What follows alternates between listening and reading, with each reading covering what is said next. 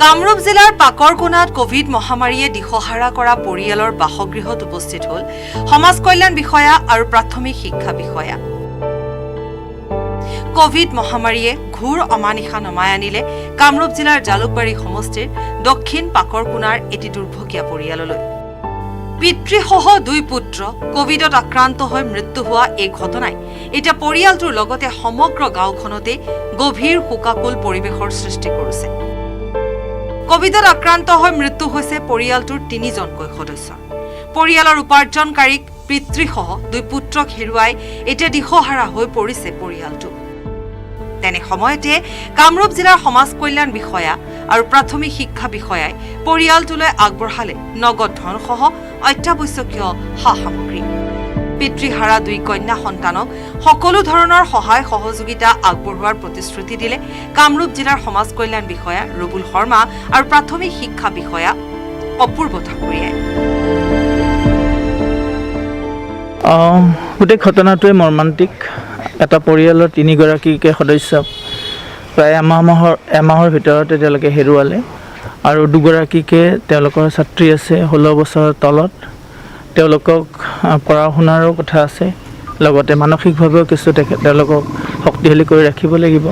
গতিকে আমাৰ ফালৰ পৰা চৰকাৰে ইতিমধ্যে ব্যৱস্থা লৈছে তেওঁলোকৰ যাতে পঢ়া শুনা আৰু লগতে বাকী যিখিনি আনুষংগিক তেওঁলোকৰ সহায় এইখিনি যাতে আগবঢ়াব পাৰোঁ।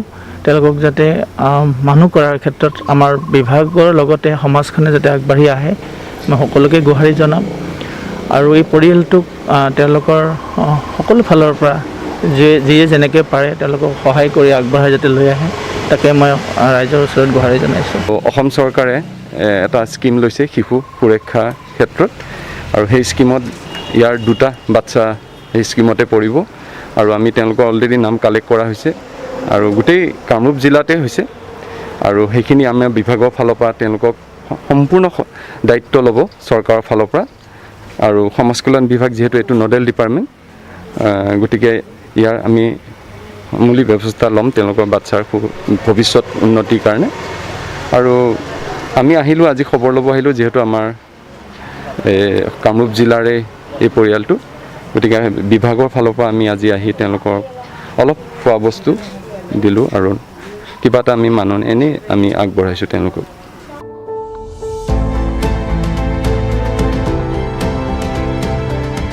সমাজ কল্যাণ বিষয়া আৰু প্ৰাথমিক শিক্ষা বিষয়াগৰাকীয়ে উপস্থিত হৈ এই আশ্বাস প্ৰদান কৰাৰ পাছত এক প্ৰকাৰ আশাৰ ৰেঙনি দেখা পাইছে পৰিয়ালটোৱে। এই ক্ষেত্ৰত সমগ্ৰ গাঁওবাসীয়ে শলাগ লৈছে কামৰূপ জিলাৰ সমাজ কল্যাণ বিষয়া ৰবুল শৰ্মা আৰু প্ৰাথমিক শিক্ষা বিষয়া অপূৰ্ব ঠাকুৰীয়াৰ। হাজোৰ পৰা Dhiraj Das report, news 18 Assam north east.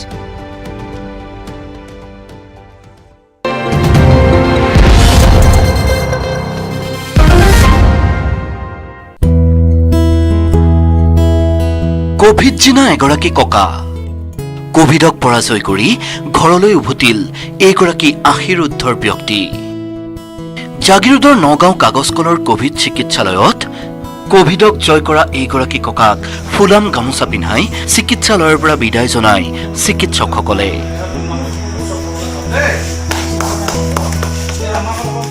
Morigaon জিলাৰ বাঘবৰৰ মানৱ ডেকা নামৰ লোকজন কোভিডত আক্ৰান্ত হৈ ভৰ্তি হৈছিল চিকিৎসালয়খনত।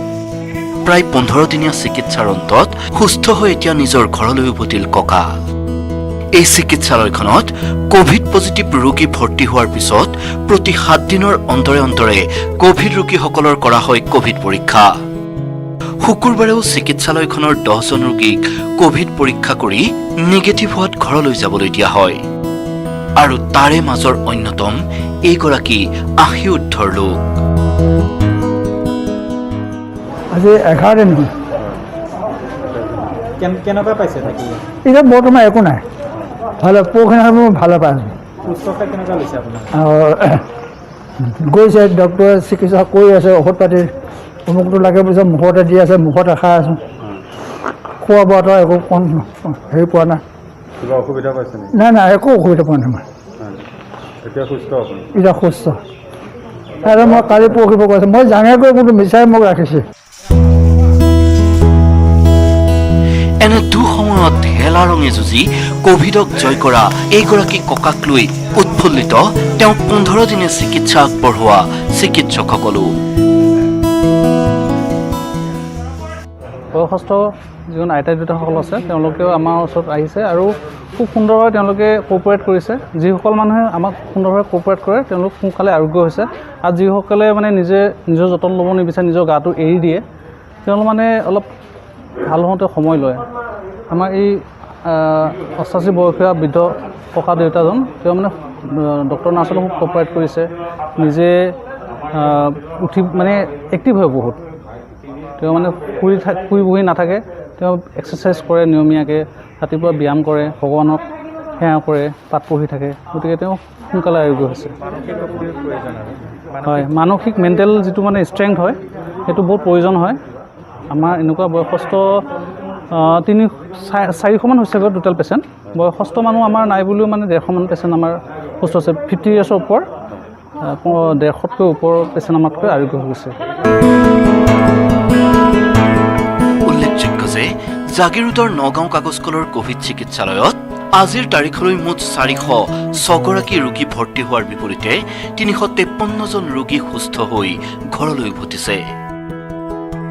66খন অক্সিজেনযুক্ত বিচনাৰ সুবিধা থকা চিকিৎসালয়খনত বৰ্তমান 53জন কোভিড পজিটিভ ৰোগীয়ে চিকিৎসা লৈ আছে। জাগিৰোডৰ পৰা অজয় পালৰ report, news 18 Assam north east.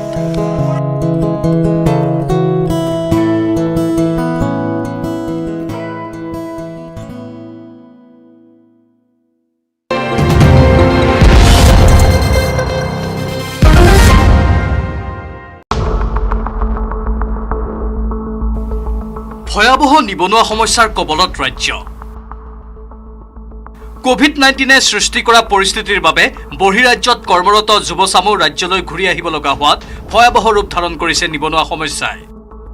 নিবনুৱাসকলে কৰ্মসংস্থাপনৰ অভাৱৰ বাবে আৰ্থিকভাৱে জুৰুলা হোৱা পৰিলক্ষিত হোৱাৰ সময়তেই ৰহাৰ ফুলগুৰিৰ ধ্ৰুৱ কুমাৰ ৰাজা নামৰ এজন যুৱকে কুটিৰ শিল্প বা বাঁহ বেতৰ সামগ্ৰী নিৰ্মাণেৰে স্বাৱলম্বিতাৰ এক উৎকৃষ্ট নিদৰ্শন দাঙি ধৰিবলৈ সক্ষম হৈছে। ফুলগুৰিৰ নিবাসী প্ৰয়াত হেমকান্ত ৰাজা আৰু হেমকান্তি ৰাজাৰ সন্তান ধ্ৰুৱজ্যোতি ৰাজাই শৈশৱতেই আকৃষ্ট হৈছিল বাঁহ বেতেৰে সামগ্ৰী নিৰ্মাণৰ প্ৰতি। আৰু প্ৰথমে ডলা, চালনী আদি নিৰ্মাণ কৰিবলৈ আৰম্ভ কৰা ৰাজাই শেহতীয়াকৈ প্ৰায় 10-12 বছৰ পূৰ্বৰ পৰা বাঁহেৰে সোফা ছেট, ডাইনিং টেবুল, শৰাই, ঢোল, খোলকে আদি কৰি বিভিন্ন সামগ্ৰী প্ৰস্তুত কৰিবলৈ আৰম্ভ কৰে আৰু জীৱিকা নিৰ্বাহৰ বাবে কুটিৰ শিল্পকেই বাছি লয়। ৰাজাই শেহতীয়াকৈ বাঁহ বেতৰ সামগ্ৰীসমূহ বিক্ৰী কৰি মাহেকত কমেও 15,000তকৈ অধিক উপাৰ্জন কৰি পৰিয়ালটো সুন্দৰকৈ পোহপাল দিবলৈ সক্ষম হৈছে।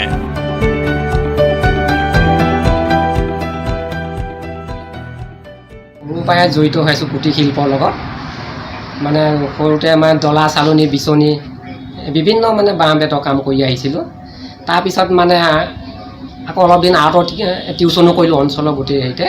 সেইবিলাকতো মানে বাঁহ বেতৰ শিল্প প্ৰয়োজন হয়, মানে বৃত্তি পৰীক্ষাত সেইখিনি কামো কৰিছিল। ফাৰ্নিচাৰবিলাক মানে বিক্ৰী হৈছে আৰু ৰাইজে চাবলৈও আহিছে। আৰু তাৰপিছৰ লগে লগে আকৌ মানে মঞ্চ সজ্জা কাম আৰম্ভ কৰিলোঁ।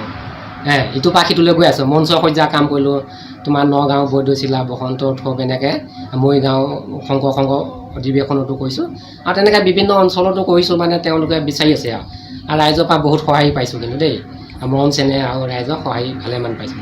মই বাঁহ বেতৰ কামৰ পৰা বহুতখিনি স্বাৱলম্বী হ'ব পাৰিছোঁ, যিহেতু মোৰ নিজৰ ঘৰৰ পৰিয়ালটো সুন্দৰকৈ চলাই থাকিব পাৰিছোঁ সেইফালৰ পৰা। আৰু এটা কথা মানে ক'বলগীয়া, আমাৰ DIC ফালৰ পৰাও মানে বাহিৰৰ পৰ্যবেক্ষকো আহিছিলে মোৰ তাত, মানে চাবলৈ আহিছিলে, বিদেশী পৰ্যটক কাম তেওঁলোকে চাবলৈ আহিছিলে। উপাৰ্জন ধৰি লওক মাহিলী 15-20 হাজাৰ হয়, 15 হাজাৰ কম নাথাকে, ধৰি লওক বেছিও হ'ব পাৰে, কোনো ঠিকনা নাই ধৰি লওক এইবিলাক কামত। নৱপ্ৰজন্মকতো মই সদায় কৈ আছোঁ যে তোমালোক ওলাই অহা, শিকিব লাগে, হেৰি কৰিব লাগে, কেনেকৈ মঞ্চ সজ্জা বা বাঁহ শিল্প এইবিলাক বহুত গুৰুত্ব দিয়ে চৰকাৰে যিহেতু কুটিৰ শিল্প কামত।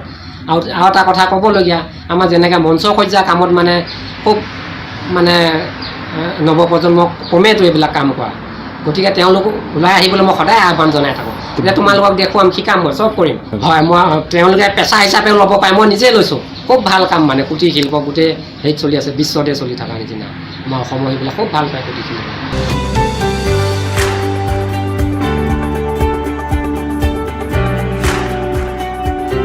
প্ৰাকৃতিক সম্পদৰে চহকী উত্তৰ পূৰ্বাঞ্চলৰ বাঁহ শিল্পই হস্তশিল্প ক্ষেত্ৰখনত বিশেষ সমাদৰ লাভ কৰি আহিছে। এই বাঁহ শিল্পৰ শিল্প সাধনাৰে হস্তশিল্পৰ ভিন্ন অনুষ্ঠানত অংশগ্ৰহণ কৰি ৰহাৰ ফুলগুৰিৰ ধ্ৰুৱজ্যোতি ৰাজা ওৰফে মান্না বুলি পৰিচিত যুৱকজনে বিভিন্ন সময়ত প্ৰশংসা বুটলিবলৈ সক্ষম হোৱাৰ লগতে বিভিন্ন প্ৰান্তত অনুষ্ঠিত কৰ্মশালাত প্ৰশিক্ষক হিচাপে জড়িত হৈ বহুতকে প্ৰশিক্ষণ প্ৰদান কৰি আনকো স্বাৱলম্বী হোৱাত অৰিহণা যোগাইছে। স্বকীয় সাধনাৰে ৰাজাই তৈয়াৰ কৰা বাঁহৰ চোফা, টেবুল, ডাইনিং, জাপি, ঢোল, খোল, শৰাই আৰু বিভিন্ন মডেলৰ ফুলদানিসমূহে ৰাইজক আকৰ্ষিত কৰি আহিছে। ফলত এই সামগ্ৰীসমূহৰ চাহিদা যথেষ্ট পৰিমাণে বৃদ্ধি পাইছে আৰু শিল্পীজনক স্বাৱলম্বী হোৱাত সহায় কৰিছে। বৰ্তমান পৰিস্থিতিত ৰাজাৰ এই কাৰ্য প্ৰশংসনীয় আৰু যুৱচামৰ বাবে নিশ্চয়কৈ প্ৰেৰণাৰ উৎস। বিবিচিৰ পৰা Bhaskarjyoti Saikia, news 18 Assam north east.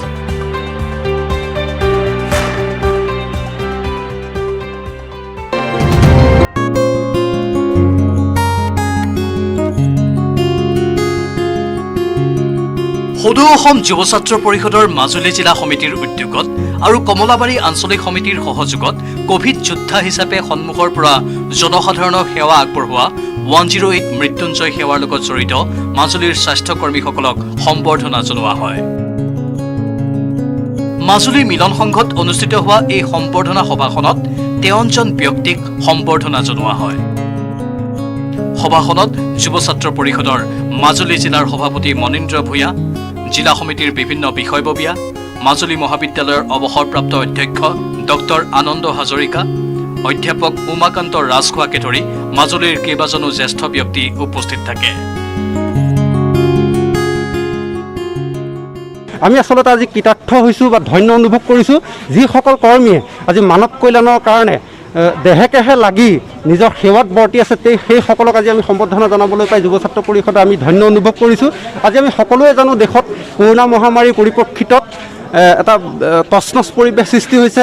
আজি কোভিড প্ৰট'কলৰ ৰক্ষা কৰি আজি ৰাইজে ঘৰৰ ভিতৰত আত্মৰক্ষাৰ কাৰণে সোমাই আছে, কিন্তু তেনে সময়ত এইসকল যোদ্ধাই, কোভিড যোদ্ধাই প্ৰথম শাৰীৰ যোদ্ধা হিচাপে মানৱ সেৱাত অবিৰত সেৱা আগবঢ়াই আহিছে। তেখেতসকলৰ এই সেৱা আমি অসম জাতীয়তাবাদী যুৱ ছাত্ৰ পৰিষদে আন্তৰিকতাৰে শ্ৰদ্ধা জনাইছোঁ আৰু ভগৱানৰ ওচৰত তেখেতসকলৰ সুস্বাস্থ্য, দীৰ্ঘময় কৰ্মজীৱন আৰু উজ্জ্বল ভৱিষ্যত আমি কামনা কৰিছোঁ। আনহাতে 108ৰ কৰ্মচাৰীসকলেও নিজৰ বক্তব্যত তেখেতসকলৰ বিভিন্ন অভাৱ অভিযোগৰ বিষয়ে উল্লেখ কৰি সংবাদ মাধ্যমৰ যোগেৰে চৰকাৰক সমাধানৰ বাবে আহ্বান জনায়। আজি আমি কোভিড ক্ষেত্ৰত আমি যি কাম কৰি আহিছোঁ, সেই কামত তেওঁলোকে উৎসাহিত কৰিবৰ কাৰণে আমাক যি অনুষ্ঠান প্ৰতিষ্ঠানৰ দ্বাৰা আজি মাতি আনি আমাক বিভিন্ন ধৰণৰ আমাক উৎসাহিত মন্তব্যৰে আমাক সম্ভাষণ জনালে, তাৰ বাবে ধন্যবাদ দিছোঁ।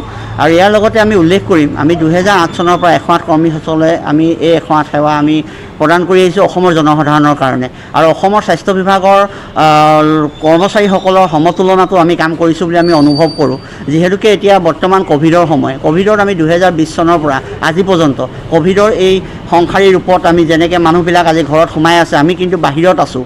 গতিকে আমাৰ পৰিয়াল আছে, আমাৰো মা দেউতাহঁত আমাৰ অসুস্থতা, আমি কেতিয়াবা অসুখীয়া মা দেউতাকো আমি এৰি থৈ এই কামত আমি জড়িত হ'ব লগা হৈছে। গতিকে তেনেস্থলত আমাৰ যিহেতুকে আমি 12 বছৰ কাল এই সেৱাত আমি অতিবাহিত কৰিছোঁ, গতিকে এই সময়ছোৱাত আমি চৰকাৰৰ ক্ষেত্ৰত আমি চৰকাৰৰ হৈ কাম কৰি আহিছোঁ। গতিকে আমি অনুভৱ কৰোঁ যে অসম চৰকাৰে আমাৰ এই কৰ্মচাৰী, যি 3000 কৰ্মচাৰী আমি আছোঁ, এই কৰ্মচাৰীৰ ক্ষেত্ৰত তেওঁলোকৰ চাকৰিৰ নিশ্চয়তাৰ ক্ষেত্ৰত নিশ্চয় যোগাত্মক পদক্ষেপ গ্ৰহণ কৰিব। আৰু লগতে এই সেৱাৰ লগত জড়িত যিসকল কৰ্মচাৰী দৰমহা, এই দৰমহা আমি আপোনালোকক আমি উল্লেখ কৰিছোঁ যে আমি মিনিমাম ৱেজত আমি চেলাৰী পাওঁ। যিটো চেলাৰী পাওঁ আমি না আমি ঘৰৰ মা দেউতাক চাব পাৰোঁ, না আমি ভালকৈ আমাৰ নিজৰ ল'ৰা ছোৱালীক আমি শিক্ষা স্কুলত আমি প্ৰদান কৰিব পাৰোঁ। গতিকে আমি চৰকাৰলৈ অনুৰোধ কৰিছোঁ, আমি যিহেতু মানৱ সেৱা কৰিছোঁ আৰু এই মানৱ সেৱা আমি ভৱিষ্যতলৈ প্ৰদান কৰিবলৈ আমি প্ৰতিশ্ৰুতিবদ্ধ, কিন্তু চৰকাৰেও আমাৰ এই যি থলুৱা যুৱক যুৱতী এই সেৱাত জড়িত হৈ আছে, তেওঁলোকৰ নিশ্চয় যোগাত্মক পদক্ষেপ তেওঁ গ্ৰহণ কৰিব। মাজুলীৰ পৰা Bhaskarjyoti Kataki, news 18 Assam north east.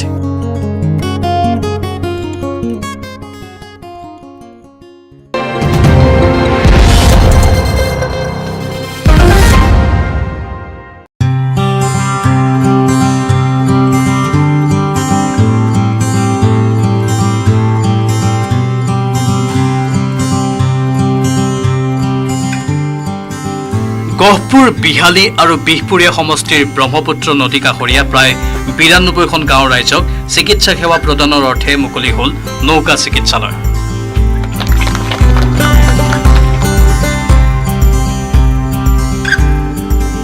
Corona trust Borangabari শাখাৰ উদ্যোগত নৈপৰীয়া ৰাইজৰ সেৱাৰ্থে নতুনকৈ সংযোজন ঘটোৱা বিবেকানন্দ নৌকা চিকিৎসালয়খনৰ শুভ উদ্বোধন কৰে বিশ্বনাথ জিলাৰ উপায়ুক্ত প্ৰণৱ কুমাৰ শৰ্মাই।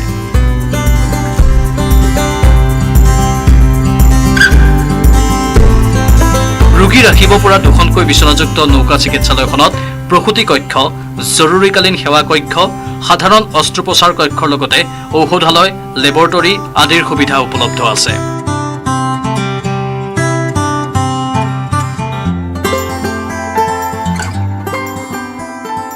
আজি যিটো উদ্বোধনী অনুষ্ঠানত আহিলোঁ, এই যিটো আমাৰ নৌকা হস্পিটেল বিবেকানন্দ বোট ক্লিনিক, এইটোৱে এই ভিতৰৰ অঞ্চলৰ নৈপৰীয়া অঞ্চলৰ যথেষ্ট সহায় কৰিব বুলি মই ভাবিছোঁ।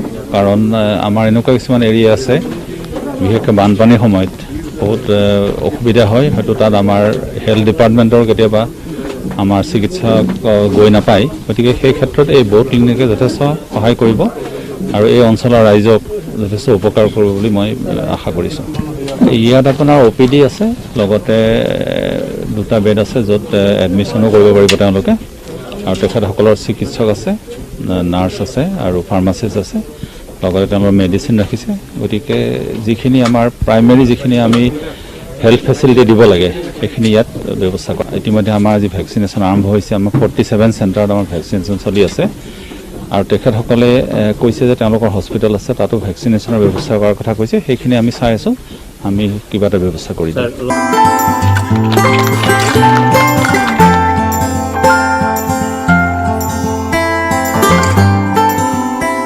নৈপৰীয়া ৰাইজক বিনামূলীয়াকৈ চিকিৎসা প্ৰদানৰ বাবে শুভাৰম্ভ কৰা নৌকা চিকিৎসালয়খনত 2জন অভিজ্ঞতা সম্পন্ন চিকিৎসক, নাৰ্ছ, স্বাস্থ্যকৰ্মী, ফাৰ্মাচিষ্ট আৰু লেবৰেটৰী টেকনিচিয়ান থাকিব।